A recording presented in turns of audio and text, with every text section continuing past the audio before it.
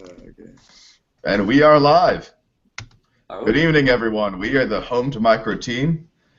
I'm Bob Blake, and with me are my two intrepid adventurers. If they'd like to introduce themselves. Go ahead, Brandon. Oh, Stu's being so polite. So I'm Brandon Galuppi. I am the business mind behind our little venture here. And this is our team of 3 pioneers to see if we can go from home to microbrewery.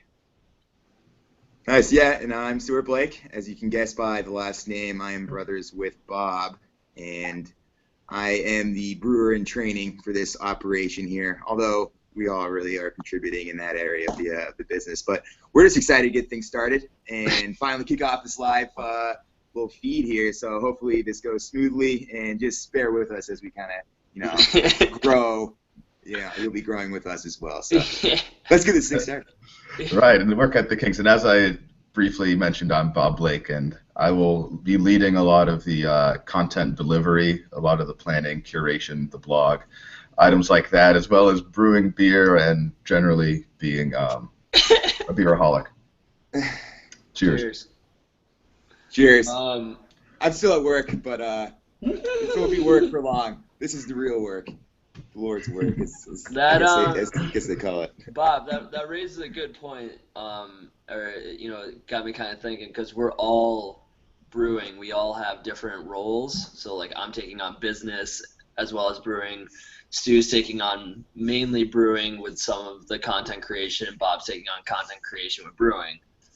So we all really brew, and we're all from. Oh, we forgot to tell where we're from. Or where geographically where we're located right now. So I'm in New Jersey. That's a good point. And I am currently in Houston, Texas, although both my brother and I are from the East Coast originally. Right, yeah, growing up in Maryland. I really started brewing in a dingy Hoboken apartment, then moved to North Carolina where I upgraded my rig to a 5-gallon system, and now I'm currently in California. I've been there for about 2.5 years, and yeah, everyone in my apartment complex knows me as the brewer, and I love serving beer for them and getting people, a little bit tipsy, but mainly having a good time. So, yeah, I mean, that's basically where we're all at. Yeah, so now. And also. Oh, no, go on, Bob. Oh, I was going to say, and even before we get into the business itself and some of what we're trying to do with Home to Micro, I just wanted to ask Brandon and Stu, what are some of the things that you like other than brewing? Because, we're all brewers and we all work within our own respective businesses, but just to give a little human element as well. You can take this, Stu. All right. Yeah, so I consider myself a professional hobbyist, and that's why I'm going into this whole thing, because I love brewing, and, why not make my hobby, my passion, my career. But before that, I was really into music. I played saxophone all through grade school, high school, college, guitar, had a little band going there for a while. Currently outside of brewing, I'm really just, I run distance races, so half marathons and things like that. But yeah, that's basically it. Outdoorsy, camping, hiking, just hanging out, that sort of thing. So yeah, I mean, that's my thing. So my main thing is brewing. So I'm glad that, this whole adventure is suiting me just fine. Awesome. And yeah, I run as well, half marathon, so it looks like Bob's kind of the non-athletic slacker one of That's always been the case growing up. Yeah. My exercise is growing my beer gut. I need to look the part. Although when we interned together, we were working out pretty much every day. That might be a future episode. The Brandon Galuppi workout plan. Yeah, we're all working out and drinking, but yeah, no, I work out. I play sports all through my life, and I really actually had a passion for cooking, which I was like, all right, what has the same parallel as cooking? And this was the big one that I could sell pretty easily outside of my geographic location.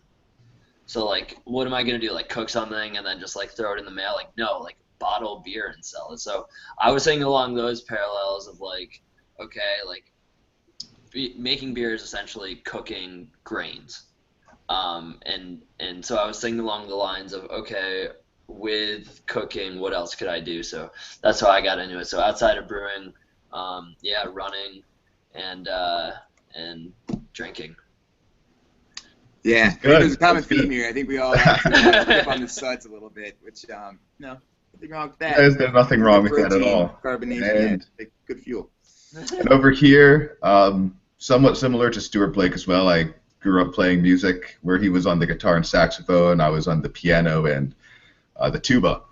And other than that, I've branched off into the didgeridoo. I have little bongo drums that I like to whack on sometimes. You'll hear a little jingle coming out for Home to Micro soon. We might be recording that tonight, actually, over here in Houston. Other than that, besides from brewing, again, it's a hobby that I want to make into a passion. I used to longboard a little bit, but now I'm in Houston where the roads are pretty unfriendly to getting the board out onto the street. And why? Because it melts the wheels? Well, that and there are cracks all over the road that just kind of make you faceplant. But there is actually a park that's nearby my house, and I want to try to bring the board out there. So. Those like bubble suits? You should just like wear one of those as you're like. Oh yeah, have you seen the bubble soccer sport when everyone's running around in the bubbles? I'll get one of those and I'll just knock everyone. I'll just knock everyone off that's going on their run. Exactly. I mean that's the thing. I mean as soon as you crash, then you just keep going. Right. It doesn't matter to me. I'll just get some shin guards, knee pads. All right. I think we got slightly derailed. All right, let's move on. I have a feeling we will slightly get derailed a lot on this show, which is going to be awesome. But you're going to love it. So, okay, who wants to field this one? Because I got a list of questions here. But who wants to field this one? What is our goal with Home to Micro? Like, what are we trying to do? To catalog the journey from us being homebrewers to opening the microbrewery. So where the end result that we want is to open the brewery itself, obviously. We want to do more than that and create somewhat of a path of sort of a catalog, a timeline, if you will, of where you can start as a home brewer so other people who maybe share the same passion can then look back on that journey from home to micro and maybe get a sense of what's involved, the resources that it might take, the planning, the effort, some of the hardships, all the elements that go into just making it a reality and otherwise having a good time with it. True. And well said. Yeah, and I think also, like, when we were talking about this, like, when did we start having conversations on this? A month and a half back now that we're almost into November. Yeah. And we were looking online, like, okay, where to start? And there was, like, bits and pieces and threads of forums. There was, like, one or two sites that were briefly describing, like, what it takes. And I think we wanted to be that resource where people who – I think 99% of people who brew at home are like, I really wish I could have a brewery one day. And like maybe, and these are just fabricated numbers out of thin air, but like maybe 5% of those actually go through with it. So we wanted to be that resource for people, not just in brewing, not just in the area of homebrew, but also those getting into high capital businesses that wanted to see how to go about it sequentially and hopefully without losing their shirts. I don't know. We're going to find out. But we wanted to be that resource for people to be like, hey, like this is, if you want to start a brewery from your kitchen stove, how do you get it into a commercial area? I think that's, just echoing off of what Bob was saying. Right. Yeah. So I think there's like a few values, like value add for the viewers here. So you're getting some content, hopefully some enjoyment out of what we're doing. So whether you're looking to open a brewery or not, either you're going to see kind of the steps it takes, what goes into it, but just in here for pure enjoyment. Hopefully we're making this entertaining for you as well. And then for our standpoint, it's like we're hoping to get like a big following or some people that are really invested or interested in what we're doing here and. Really create a community about what we're doing and, almost using you guys as a resource to kind of help us out. If we have questions, maybe you can write in, put us in contact with other resources, things like that. So, I mean, we're looking at this from this pure like kind of social and kind of crowdsourcing, but just like giving back to the people that are interested in us as well. So yeah, really excited to get this journey going. That and also the homebrewing community is a very open community. Like anyone, if you go to your local, I know we've been to our local homebrew shops or we've talked to brewers, they are more than happy to share information. I think we can do that on a virtual level with this, and I think it would be interesting to see how that plays out. Right, and I think that even with more than just this, so this is going to be one of the series that we have is somewhat from the business itself perspective of what we're doing to build the brewery, but then there's going to be other series that we'd like to put out, some of our actual home brews, what we're doing, some tastings. I think we're planning for this weekend to actually pair some as a Halloween theme for our beer and food pairings. So more on that later. Yeah, exactly. Yeah, so once you get back from trick-or-treating, you'll know exactly what beers to exactly, to drink with your haul. So I'm excited to see what Bob and Brandon are dressing up as. I just hope I hope I don't draw It'll the be fun. straw and get Twizzlers as my beer and candy choice. I think you can choose your own beer and candy choice. Oh, okay. All right, cool. Yeah, the articles is a guideline, so yeah. Right. So anyways, okay. Cool. All right. So I think that gives us a good overview. Okay. What do we each want out of this? What do we each want out of Home to Micro? What are we looking to do? Bigger beer gut. Primarily. Well, yeah. I mean, that's an admirable goal, and I commend you for that. I'm going. I mean, I can't say I don't share that as well. But, for me, I say that I don't share that. Yeah. So I mean, yes. Well, yeah. Anyways, I got to work on my English, so hopefully that improves along this journey, and continued YouTube videos as well. But anyways, yeah. I mean, as far as what I'm looking to get out of it, then we can get back to Bob, because I'm sure he has a more serious answer. But it's really just following my passion, just to be fulfilled in life. I mean, this is really what I wanted to do. Ever since I started homebrewing 4 years ago, it's kind of been, this is something that I could seriously do for a living and be excited and, every morning that I wake up and going to do it. And, honestly, like, it kind of combines all the things that I really like. I do like cooking. I like tasting things. I like flavors, but there's like science behind it. There's an artistry behind it. So it's a good mix of kind of like everything that I enjoy within a hobby, all kind of culminating within this brewing aspect. And then, just kind of the growing the business and everything like that. But yeah, I mean that's really what I'm kind of trying to get out of this. And actually, on a more serious note, what Stuart said right there, that's my exact thoughts. So I really have not much more to add. It's really taking that hobby that is a passion and really making it a career and doing something that I would love for the rest of my life. And be able to have a community too. Be able to have that brewery I see just as so I always have a good time going to a brewery. It's you go there, you might play some cornhole games or bags depending on the area that you're from, and just hanging out with people who are generally open, very lively, very fun to talk to. And it just has always seemed to have that, to be able to provide as well as have it be something that's mine, I think is beautiful. Yeah, and I'm really a culmination of both of those, and then on addition, like, I love the brewing aspect. I love the industry that this is in, because I don't know of anyone that has a bad time when they're drinking beer. Like, please direct them to me so I can, or direct them to all of us so we can just have a stern talking. Well, I know some people who are a little gluten intolerant. Yeah, but still, they still 5 like lashings. No, we don't condone violence.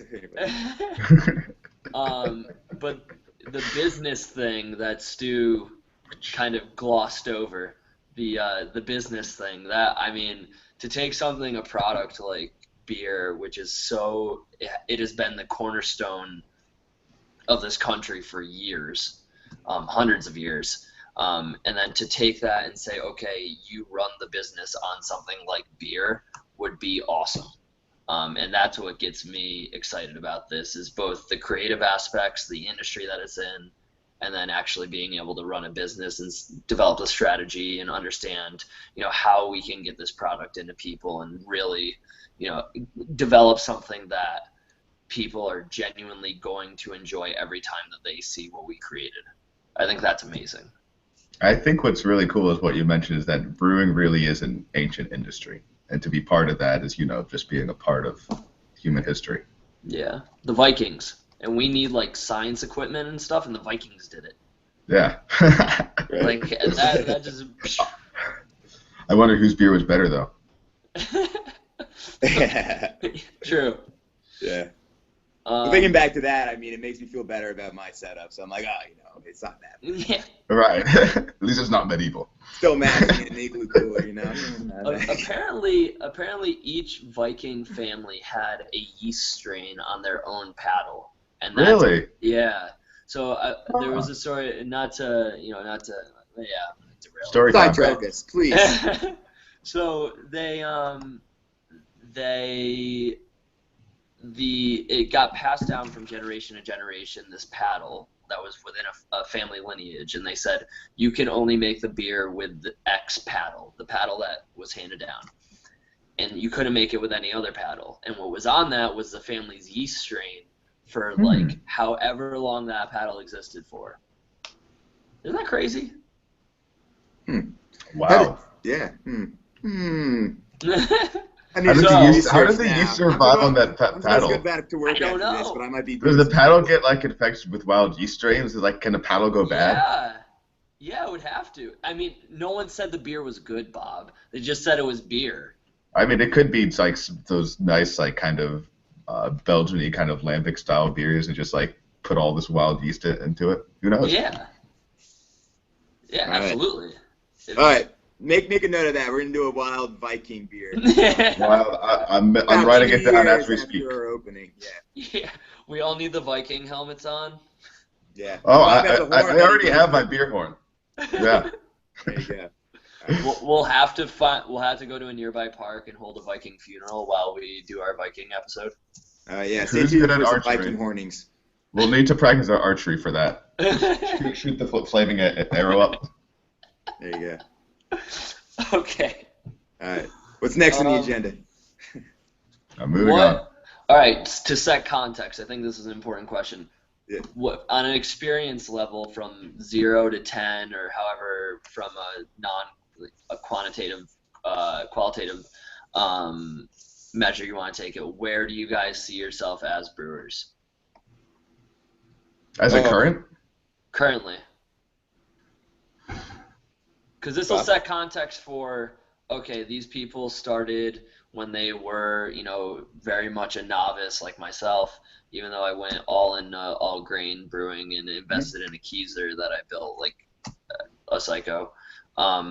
Or, they've been brewing for the last 4 years since they've been in the wonderful city of Hoboken. Like, where do you guys see yourself? Where do you currently see yourself 0 to 1, 0 being can't boil water, 10, or 0 to 10, 0 can't boil water, 10 being throw me in a brewery right now? Personally, I would probably say maybe 3.5 in terms of that. Just in terms of you throw me into a brewery, that's a completely different animal. And as a home brewer level, I would even say maybe a point or two above that. Because I've been brewing for just over a year now, and I've read a lot of kind of material about it. I have my feet under me. I don't have a mash full all-grain rig set up right now, but I understand the concepts that go into it. I have some experience, testing different beers, just had those experiences, when a couple things go wrong during the boil or during some of the brewing processes. So just some of the risks that are involved, kind of the grains and stuff and the flavors that you can get out, kind of starting to get into how to really fully get out like the different profiles of the hops is what I'm really starting to tackle now. So I would say a little bit above a novice, kind of going towards the intermediate, but I think we can all agree that Stuart, and he can talk to himself, but has the most experience of all of us. Yeah, and experience doesn't necessarily mean I'm much better than these guys, but I would put myself in more of the intermediate category. I think I did 3 partial mashes before I moved to all grain. like I said, when I moved to North Carolina, I had enough space, so I was able to get the 5-gallon rig and start brewing outside, with a 10-gallon brew kettle and, propane burner and all that good stuff. So I put out probably close to 100 gallons a year for the past few years. So I have a decent number of brews under my belt, and I kind of started taking recipes, doing them exactly how I just get them off beersmith.com, just brew them exactly how they said, and then I would start swapping things in and out, and now I can pretty much kind of like develop one on my own, and get the flavor profile pretty close to what I'm looking for. And I'm pretty good at like hitting my marks as far as alcohol percentage and IBUs and like all those sorts of things. But yeah, I would put myself like right at like the 4 probably.